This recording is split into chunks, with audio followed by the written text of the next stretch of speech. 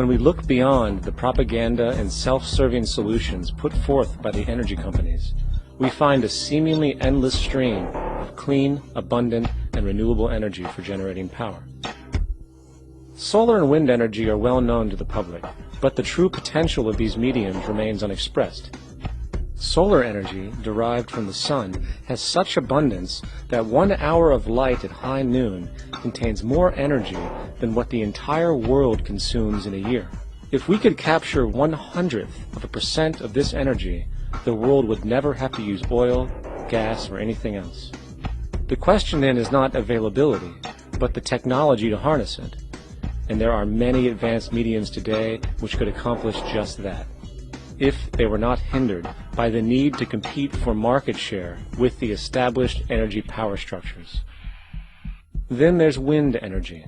Wind energy has long been denounced as weak, and due to being location-driven, impractical.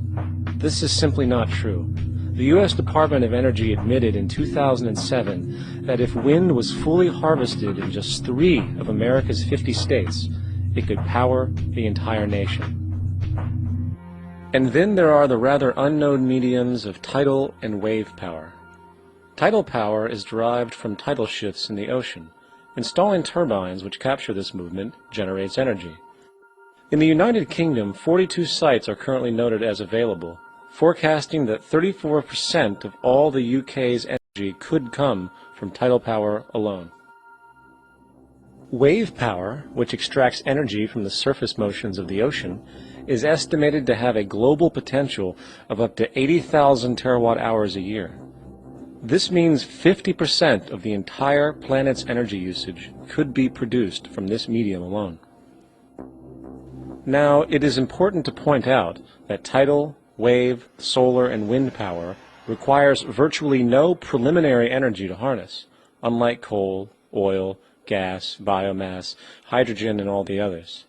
In combination, these 4 mediums alone, if efficiently harnessed through technology, could power the world forever. That being said, there happens to be another form of clean, renewable energy which trumps them all: geothermal power. Geothermal energy utilizes what is called heat mining, which, through a simple process using water, is able to generate massive amounts of clean energy.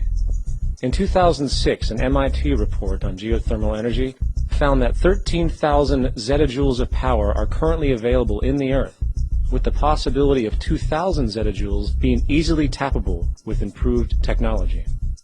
The total energy consumption of all the countries on the planet is about half of a zettajoule a year. This means about 4,000 years of planetary power could be harnessed in this medium alone. And when we understand that the Earth's heat generation is constantly renewed, this energy is really limitless and could be used forever. These energy sources are only a few of the clean, renewable mediums available, and as time goes on, we will find more. The grand realization is that we have total energy abundance without the need for pollution, traditional conservation, or, in fact, a price tag. And what about transportation? The prevailing means of transportation in our societies is by automobile and aircraft, both of which predominantly need fossil fuels to run.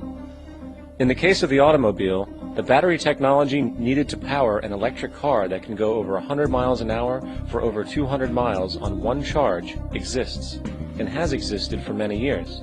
However, due to battery patents controlled by the oil industry, which limits their availability to maintain market share, coupled with political pressure from the energy industry, the accessibility and affordability of this technology is limited.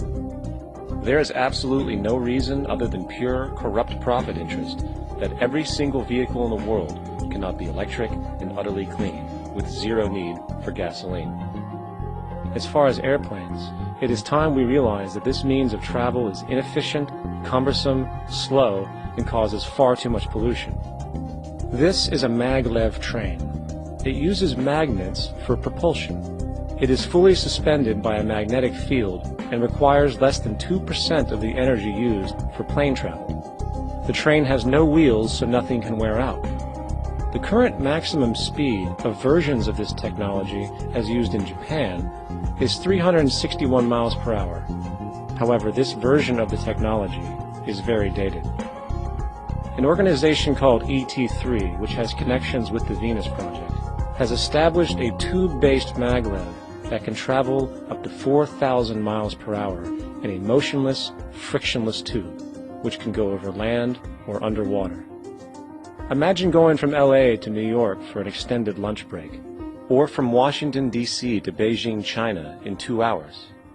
This is the future of continental and intercontinental travel, fast, clean, with only a fraction of the energy usage we use today for the same means.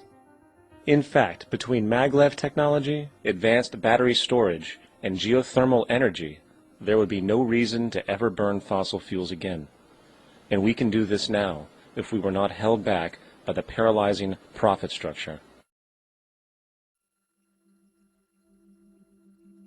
Now, America is inclined toward fascism. It has a propensity by its dominant philosophy and religion to uphold the fascist point of view. American industry is essentially a fascist institution. If you don't understand that, the minute you punch that time clock, you walk into a dictatorship. We're given notions about the respectability of work, and I really look at it as being paid slavery. They're brought up to believe that you shall earn your living by the sweat of your brow. That holds people back, freeing people from drudgery, repetitive jobs which make them ignorant. You rob them. In our society, that is a resource-based economy, machines free people. You see, we can't imagine that because we've never known that kind of world. If we look back at history, we see a very clear pattern of machine automation slowly replacing human labor. From the disappearance of the elevator man to the near full automation of an automobile production plant, the fact is, as technology grows, the need for humans in the workforce will continually be diminished. This creates a serious clash, which proves the falseness of the monetary-based labor system. For human employment is in direct competition with technological development. Therefore, given the fundamental priority of profit by industry, people through time will be continually laid off and replaced by machine. When industry takes on a machine, instead of shortening the workday, they downsize. You lose your job, so you have a right to fear machines. In a high-technology, resource-based economy, it is conservative to say that about 90% of all current occupations could be phased out by machines, freeing humans to live their life without servitude, for this is the point of technology itself.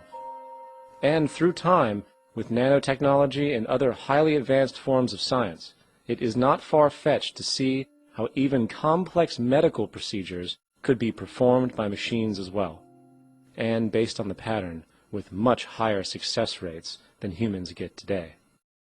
The path is clear, but our monetary-based structure, which requires labor for income, blocks this progress. For humans need jobs in order to survive. The bottom line is that this system must go, or we will never be free, and technology will be constantly paralyzed. When you have machines that clean out sewers, it frees a human being from doing that. So look at machines as extensions of human performance.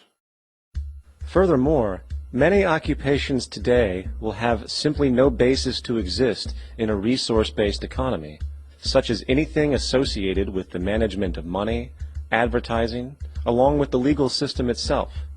For without money, a great majority of the crimes that are committed today would never occur. Virtually all forms of crime are a consequence of the monetary system, either directly or by neuroses inflicted through financial deprivation. Therefore, laws themselves could eventually become extinct. Instead of putting up a sign, drive carefully, slippery when wet, put abrasive in the highway so it's not slippery when wet. And if a person gets in a car that's drunk and the car oscillates a great deal, there's a little pendulum that swings up and back, and that'll pull the car over to the side. Not a law solution. put sonar and radar in automobiles so they can't hit one another. Man-made laws are attempts to deal with occurring problems, and not knowing how to solve them, they make a law. In the United States, the most privatized, capitalist country on the planet, it should come as no surprise that it also has the largest prison population in the world, growing every year. Statistically, most of these people are uneducated and come from poor, deprived societies. And, contrary to propaganda, it is this environmental conditioning which lures them into criminal and violent behavior. However, society looks the other way in regard to this point.